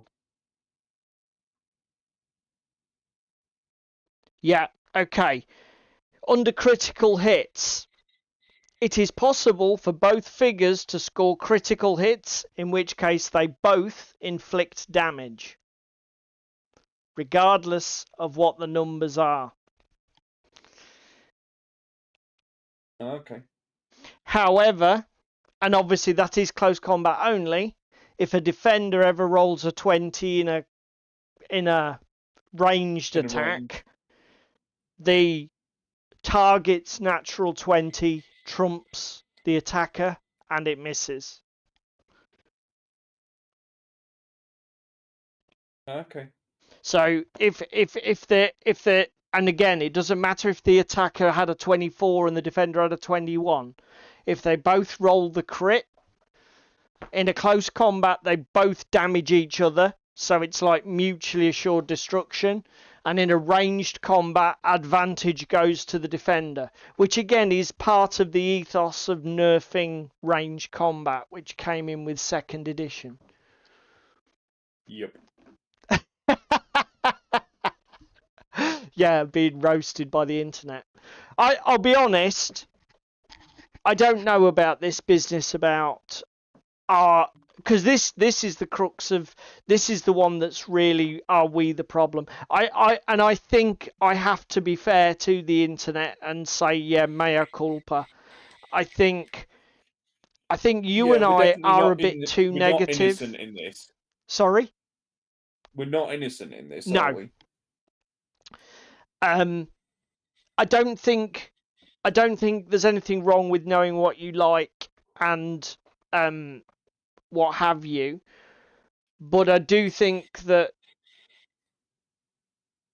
it's a bit like the saga thing. My gut feeling is the more you play saga, the more you will learn to mitigate the dice, and the more you'll learn to play round it. I don't think, for example, yes. I don't think it's like audience votes in Gaslands or where it's you must do it or you lose the game, or the flip out rule. Do you know what I mean? Where it's like we played a lot of that game and we just couldn't shake the feeling that it was just not working very well. Actually, that is a good point, because Gaslands is a game we both love. Yes. Gaslands is a game that we didn't spot the problem for 9 to 12 months of playing, did we? No. And then all of a sudden it was, oh, shit, this is an issue. Yeah. And I think... Because we were getting... And again, this is a thing. Certain elements of this oh shit that we're doing at the moment are just knee-jerk reactions. Yeah. To the gaming system and going, oh, well, that was a bit shit. Not necessarily giving it the time, not necessarily diving on it as people have said before in chats. Yeah? Yeah. I mean, again, let's take the Burrows and Badgers example. What I need to do is maybe put 10 or 11 models aside on the table and play through the game that way to see if it is literally just a model count thing. Do you know what I mean? Yeah, because you're playing at such a small model count. Because effectively, I build warbands. I think I could only scrape together about 150 pennies for each side using my current model collection. So they were like not even half bands. Do you know what I mean? And obviously, again, maybe I'm being unfair, and I just need to give it its. Put more models on the table. Or again, like you say, go shopping, buy some models. Yeah, I mean, well, I have done, because obviously when we were one of the things that happens in the campaign game is that you can recruit new animals to your warband, and like Trevor got lucky and recruited a new. It said you can recruit any small-based animal to your warband. And I didn't have anything. So I immediately had to go out and buy some small animals. And that was fine, because I placed an order with Oathsworn to get some shrews, because I don't have any, and a couple more mice. Because I just didn't... The only models I had spare were a hound, some sort of dog, and a hedgehog, which wouldn't work. So it did make me go and buy more models, and that was fine. I don't mind that. But obviously now I need to probably look at collecting more so that I can build full warbands to try it. And it doesn't mean that I won't still end up house ruling it, but I probably do need to be fair. And it's like the other one that I think that we should be honest about is Moonstone. I think you and I should play the funny little narrative mission, campaign, weird special rulesy shit that's in the Moonstone rulebook. You know, like the staggering home drunk from the pub mission and all that, where there's loads of weird shit going on. Well, again, we might find we the game do that with the campaign supplement that I've got. Yeah, it might be that it sings when you play it that way, because obviously, you know, when we were playing it, we would literally like playing it just like any other war game, weren't we? Where it's like, okay, so I move very Malifaux-esque the way we were playing it. And to be fair, Moonstone does have a lot of the feel of Malifaux about it, doesn't it? There's a lot of counterpoint is though the biggest gripe we had was resetting that deck every 5 seconds. That's what I was about to say. Because I remember saying it feels as fiddly as Malifaux. So it's like model placement is specific and you need to be exactly where you need to be, and you've got to be very precise about what you do, and then you've got to pick the right abilities on your card to activate at the right time.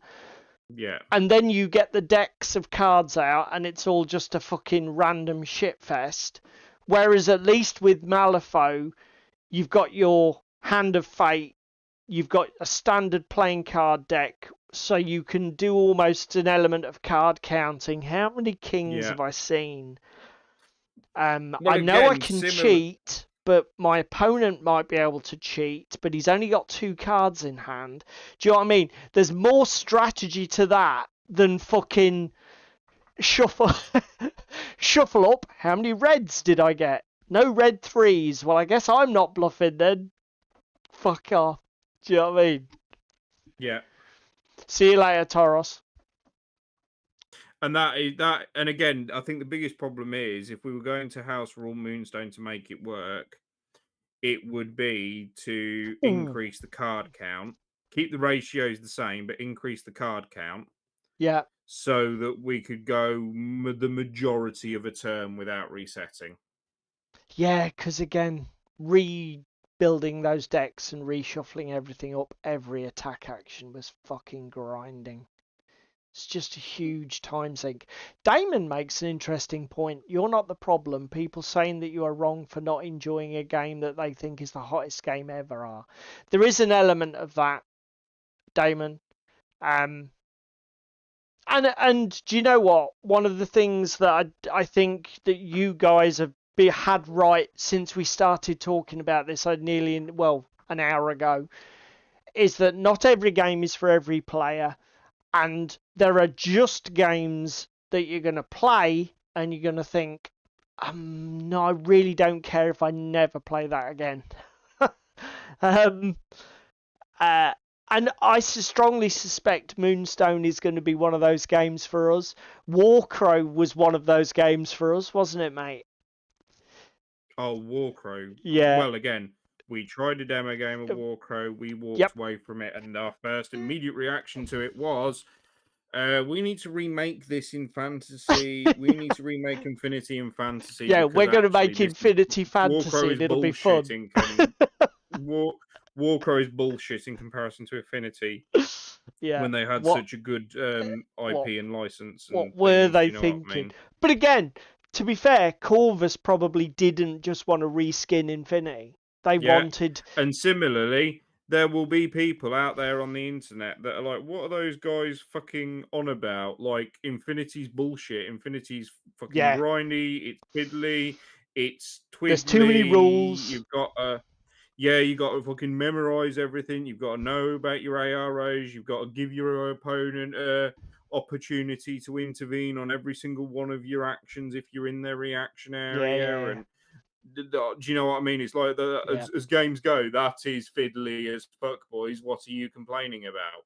Yeah. Well, we've run out of time, to be fair. That I knew that this topic would be like a waffle one. Well, I knew this would be difficult for us because it really is. It's a pattern of behaviour we've got into. And I think it's valid that we ask ourselves, are we being dicks? Are we spoiling the hobby for ourselves because of our fucking attitude? Or are we basically right and that we should trust our gut, and if something doesn't seem like it's sound, just fucking move on? Do you know what I mean? The other thing that I really, really, really want somebody who's way smarter than me to, and if this is the call to action, if you're still watching at this point, thank you very much. In the comments, this idea that if you play too many games, you end up being either a rules snob or a game snob. So you've already experienced the best and everything else isn't quite good enough. What is the deal with that? Opposite. You know, is it sound advice to say to people, don't play too many games? Because that just seems fucking madness to me. It's like, surely you would take every opportunity to explore a hobby you love and try everything. But is that bad? Is that bad? I would like to come in with the fucking sort of suplex wrestling move here. And equally say, the people that play one game and only one game, you need to broaden your horizons. I tell you what, I'm just playing a single game.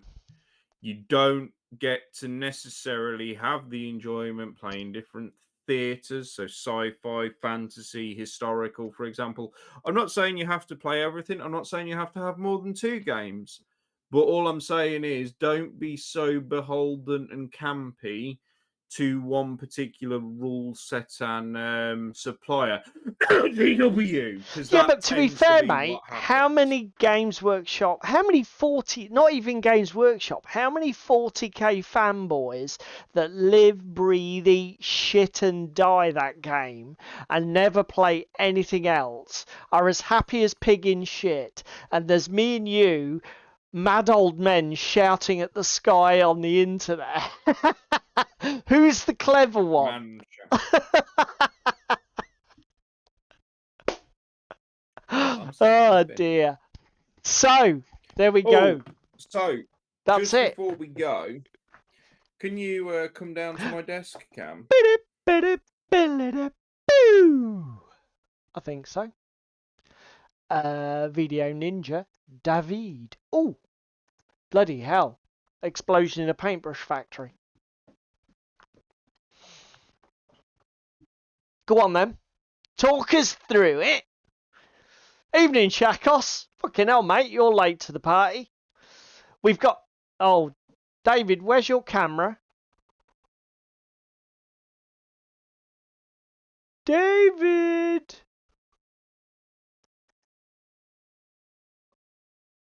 Where's David's video camera? What's he done? Hang on, everyone. It's fucking gone. It's not even. What a great way to end the stream.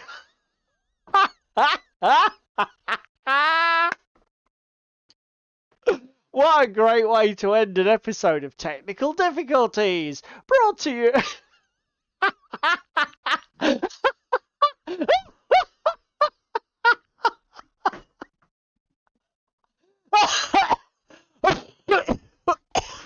Oh my god. Fucking hell. Only. Guys, do we ever disappoint here at Yellow Belly Tabletop? What the fuck? He actually managed to turn his PC off with his chair. Oh my god.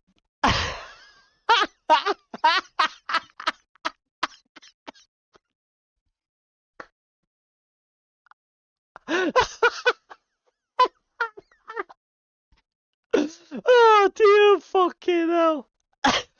Oh my god, that's perfect. Absolutely fucking perfect. Let me. He's okay. I've got his video. Hang on.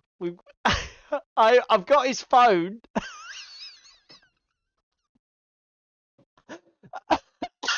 Fucking hell. Brilliant. David, we can see your phone. Just do sign language.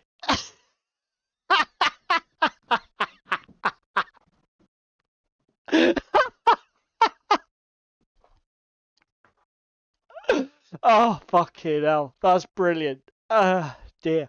Apparently, this is some miniatures he's been painting. That one's quite cool. Oh, fucking hell. That was brilliant. Right. Oh, nice. I do like. Is that a doctor? That looks more like a fucking Borlotti, that guy in the purple. Is he a patrician? He looks like a patrician.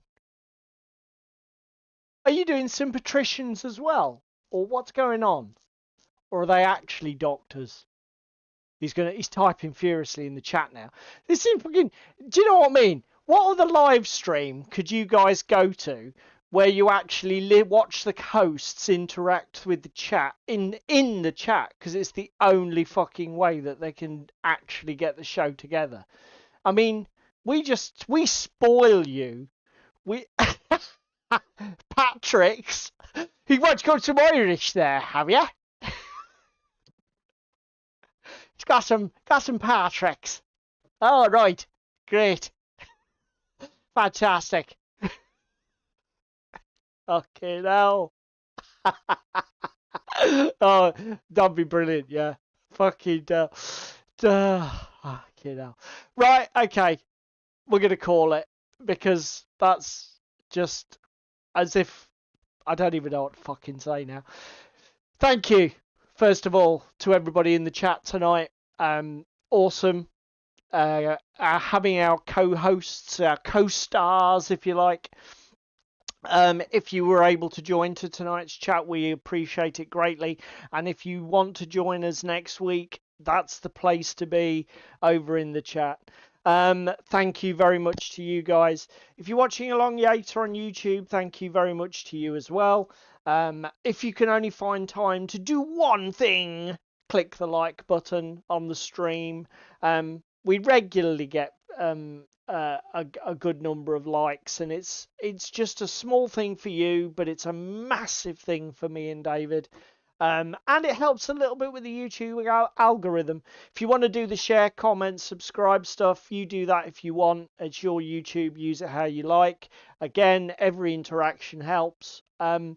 Again, think about what I said. Too many games. Can you play too many games? Is it actually a bad idea? Sounds fucking mad. I still can't say it and not think, what am I saying? But has it made us what we are? And with that, and David's fucking, the image of a man turning his own PC off with a chair midstream, I'll leave you with that.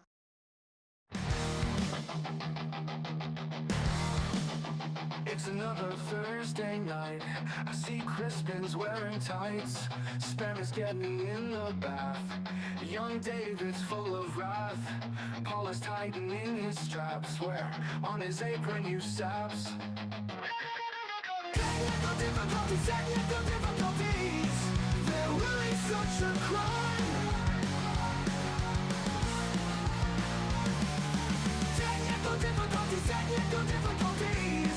They happen all the time. It's Yellowbelly Tabletop time. It's Yellowbelly Tabletop time. It's Yellowbelly Tabletop time. It's Yellowbelly Tabletop time.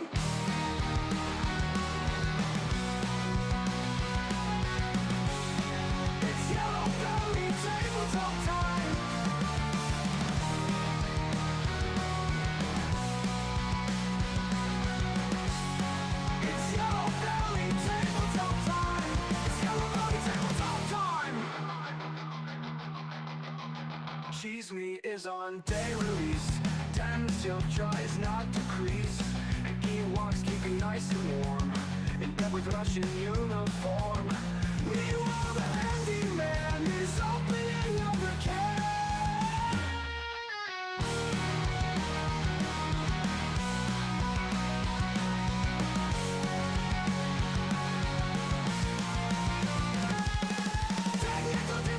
Technical difficulties, they're really such a crime. Technical difficulties, they happen all the time. It's Yellow Belly Tabletop time. It's Yellow Belly Tabletop time. It's Yellow Belly Tabletop time. It's Yellow Belly Tabletop time. Cheese Me is on day release. Temperature tries not to crease, but Ewoks keeping nice and warm in bed with Russian uniform. Meanwhile, the handyman is opening another can. It's Yellow Belly Tabletop time. It's Yellow Belly Tabletop time. It's Yellow Belly Tabletop time. It's Yellow Belly Tabletop time. Kiss Me is on day release. Damn Me Up tries not to crease, and Ewoks keeping nice and warm in bed with Russian uniform. Meanwhile, the handyman is opening another can.